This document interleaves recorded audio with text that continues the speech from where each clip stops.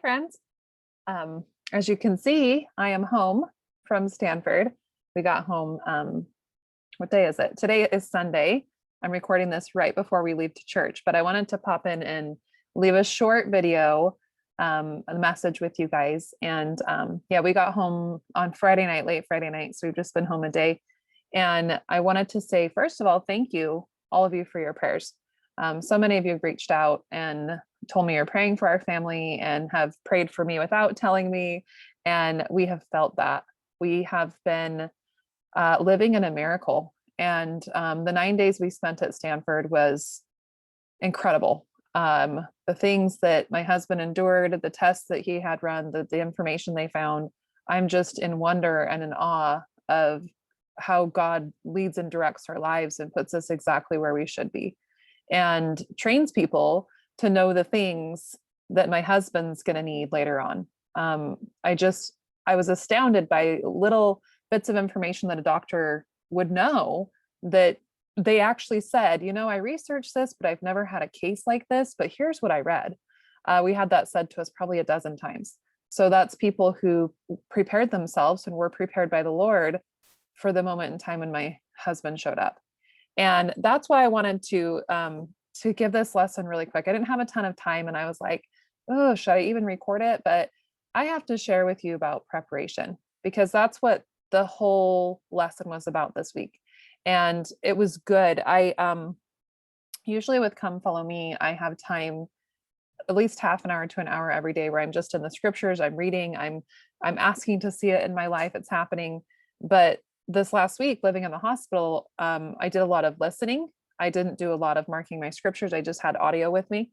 And so I still was seeing it happen in real time and watching the events unfold. And so section 78, this week we're doing 77 through 80. And if you remember, last week we talked about the vision of the plan of salvation. And Joseph Smith and Sidney Rigdon saw the celestial kingdom, terrestrial, telestial, and they expounded on our knowledge of the plan of salvation. So we got that really cool experience. The saints called that the vision. So it's 1832. It is March of 1832. And they have released the vision to the people of the church and also to the people not of the church. And Ezra Booth, if you recall, he's that preacher who converted, then apostatized, now left the church, now has one single goal: to destroy the church.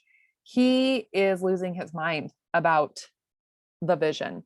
And so he's writing things in the paper, posting things. He's creating all kinds of angry mobs. And it's a yucky, yucky time for church members. There's just a lot of persecution. There's a lot of anger. And what fascinates me is the thing that they were most mad about is that the vision revealed that nearly everyone can be saved. Everyone has a second chance, a third chance, a fifth chance. Everyone has their opportunity to be accountable before God. And that's a truth that we know as members of this church, that we are accountable right here in the flesh. We will be accountable in the spirit, but we also have the ability to repent and choose and end up in a kingdom that we are comfortable in. And that made a lot of people angry. They hated this idea that so many people could be saved. They hated it. And they were working each other up, talking in their crowds. The mobs were getting into it. They're mad. And something happens after this set of scriptures, but I want to read through them first so that you understand the history of what's going on. So these mobs are persecuting the people, they're persecuting the prophet. They're just mad that so many people get saved. They are mad, which the concept of that is so funny. And it's still true in a lot of current religions, that there's this idea that only certain amount of people or certain people get saved, or you have to do all these things to be saved, or this term being saved sometimes is really, really loose, as in all you have to say is, profess Jesus Christ's name and now you're saved. Or it can be really, really extreme in the sense that there's nothing you can do. We've already chosen who's going to be saved.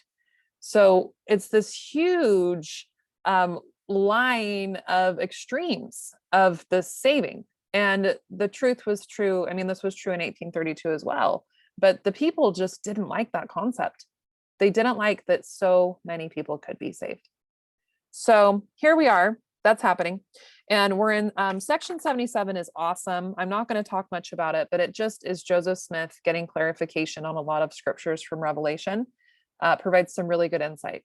Also provides really cool insight on animals, beasts, and the fact that they do have a life after this and they have a place in paradise, which was timely for me because we lost our dog on Memorial Day. And I do believe and want to believe that she has a life after this and that I will see her again. I want to believe that. That wasn't clear in this revelation, but I know that our pets, they do have souls, they do have spirits, and section 77 verifies that. They are living souls and spirits, and they will go in a place of paradise. So that was a cool little gem from 77 that personally I felt, and I appreciated that. Section 78, this is at the beginning of March, and this whole section I wrote at the top of my scriptures. I just pulled them out today and wrote down the things I thought of all week, but what I wrote really big was prepare.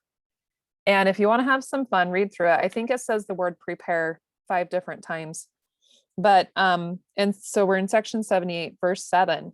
It says, "For if you will that I give unto you a place in the celestial world, you must prepare yourselves, doing the things which I have commanded you and required of you." So that's kind of the opening statement of this chapter. If you want to achieve this world that I just taught you about and that everyone's so angry about, you got to follow the commandments, and you've got to do the things that I have told you and the things I will tell you. And then he goes on to talk about preparing for things to come, and you're going to prepare and organize a church. And behold, this is verse 13. "Behold, this is preparation wherewith I prepare you, and the foundation, the ensample which I give unto you, whereby you may accomplish the commandments which are given you." So he's saying that I've prepared you, I'll continue to prepare you, I've given you examples, and I've given you scriptures. And he says, "And through my providence, notwithstanding tribulation, which shall descend upon you, that my church may stand independent above all creatures beneath the celestial world." So prepare yourselves, because there's going to be tribulation. That spoke to my soul. It's true about you too. Prepare yourself, prepare yourself, prepare yourself. If you want to achieve the celestial kingdom, prepare yourself for tribulation. It's going to happen. Hi, sweetness. So the verses that I super loved are verses 17 through 20. And he says, "Verily I say unto you, ye are little children, and ye have not as yet understood how great the blessings of the Father hath in his own hands prepared for you." So prepare, prepare, prepare. There's going to be tribulations, but you're like my sweet little buttercup over here. You don't even know what the Father has prepared for you. You don't even know the blessings and how great the blessings are that the Father has prepared for you. That's so cool. "And ye cannot bear all things now. Nevertheless, be of good cheer, and I will lead you along. The kingdom is yours, and the blessings thereof are yours, and the riches of eternity are yours." So prepare, follow the commandments. You don't even know how great the blessings are, but all of it, all of the blessings of eternity are yours.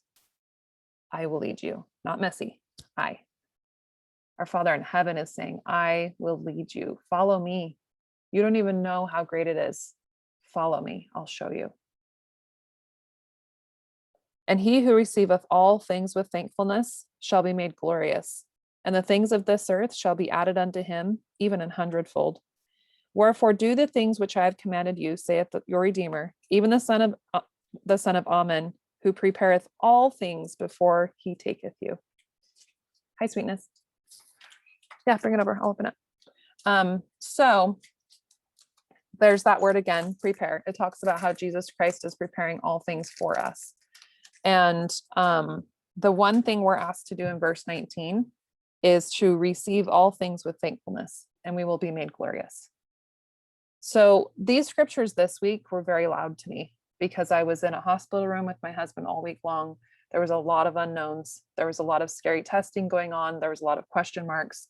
There was a lot of reactions they weren't expecting. He came out completely beautifully fine, which is a miracle. But the takeaway from this is that it's the same. What the Lord told us here is the same thing that we witnessed in the hospital room, and it's the same formula for life.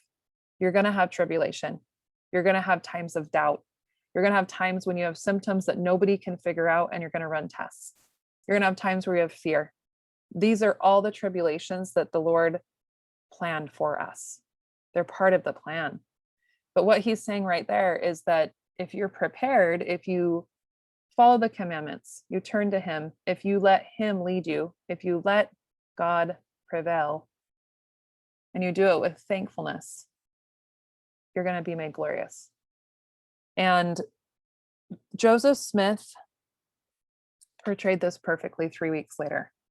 This story reduced me to ugly tears yesterday. I was reading in the Saints book about the history.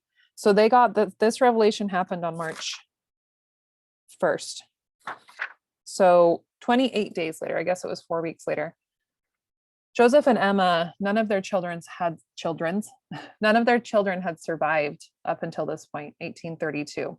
She had given birth, I think, to at least one baby. And then in spring of 1831, Emma gave birth to twins, and they didn't survive. The next day, a woman named Julia Murdoch gave birth to twins, and she died 6 hours later. So the husband, of course, couldn't care for the twins. And so Emma took the twins, and Emma and Joseph adopted them. So the boy was named Joseph Murdoch Smith, and the girl, I lost that. I think it was Isabel. Anyway, these sweet babies, they were 11 months old, and they got measles. So it's all happening in the same timeline. It's the end of March. It's cold. They've got measles. They're not feeling well. And so Joseph had been up all night with one of the babies, just trying to get the baby comfortable and quiet while Emma was sleeping. And somewhere in the middle of the night, she switched him. So she stayed up with the baby, and he went to sleep. And I was reading the different histories, Emma's history and Joseph's. And what happened is, in the middle of the night, a mob broke down the front door, and they came in and they drug Joseph out of his house. They left the door open, probably broke the door off the hinges. It's cold, and they drag him out into the dark night, and it's this mob, and they're angry. And it's the mob that's angry about the vision. It's this mob that Ezra Booth has incited. All these people that are so mad that all these people get to be saved. They're mad. They're going to hurt someone because they're mad that God could be so merciful. The irony just kills me. So they take Joseph out, they drag him out into the darkness, and he sees Sidney Rigdon face down, not moving, in the grass, not very far away. And that breaks my heart. This is a man who has been by Joseph's side. He's older than Joseph too. Probably, like a father age to him. He's laying in the grass face down, and Joseph wrote in his history he thought he was dead. And to put it in perspective, this is just a few weeks after they received the vision of the afterlife. So when we talk about God preparing us to handle our tribulation, sometimes it's having the full picture. Sometimes God is merciful to tell us it's okay if Sidney does go. Look at what's waiting for him. And sometimes that's where peace comes, is in having the preparation to know what's coming next. So I thought about God's mercy in teaching Joseph and Sidney that, and then putting Joseph in the situation where he thought his friend was dead. So Sidney's on the ground. He's been beaten. He's not moving. And now the mob, he can see further away, they're boiling tar, and they're going to put that tar on him. So they're trying to put acid down his throat, and they chip his tooth. He won't open his mouth. They're cursing at him. They're swearing at him. He won't drink the acid. So then they say, let's tar his mouth. So they've got this hot tar, and they're trying to tar his mouth, and he's fighting, and they're shouting and holding him down. And they finally do get tar over his mouth. Then they get tar in his hair, down his shoulders. They take his shirt off. It's all over him. It's hot. It's burning him. And then they put feathers on him, and then they leave him. So he is taken back to that cabin. And the story is so tender. It talks about how he first pulls the tar off of his mouth so he can breathe. And then he's taken back to the cabin, and the women stay up all night and they get lard from the pantry, and they're rubbing the lard out of his hair. They're rubbing the lard off his body. He's burned. He's in pain. Remember, he hasn't even slept because he's been up with that baby who has measles. And they work all night long. And they get all the tar off of him, all the feathers. And that was Saturday night. So now it's Sunday morning. And guess what Joseph Smith does? He puts on his clothes and he goes to teach. He had church to attend. He went and taught a sermon. And the thing that killed me, the thing that just still gets me to my core, is as he was preaching, he saw the men from the mob in the congregation. And as the history stated, read this in the Saints book if you haven't, but it says he noticed men, he recognized men from the mob, and he didn't even make any comment on it. Didn't acknowledge, didn't say anything. He just did his work. That is astounding.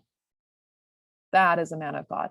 And that also is a man who has been prepared to withstand his tribulation and did all things with thankfulness. As that formula told us in that chapter, do all things with gratitude to God. That's where the strength came from. So in getting up, going forth, doing the work, teaching the lesson, glorifying God, there's no power for any of the mobs in our life. There's none. If we focus on him, we focus on where we're going, and we focus on keeping the commandments so that we can have that celestial reward, it'll keep us on track. So, okay, I got to go to church now, but those were my thoughts for today. I'd love to hear your thoughts, what you heard from the lesson. Such a powerful lesson. I want to be more like Joseph. I want to be better at glorifying God in my hardest tribulations. And he taught me that this week, and I'm so grateful for that. And I leave that with you in the name of Jesus Christ. Amen.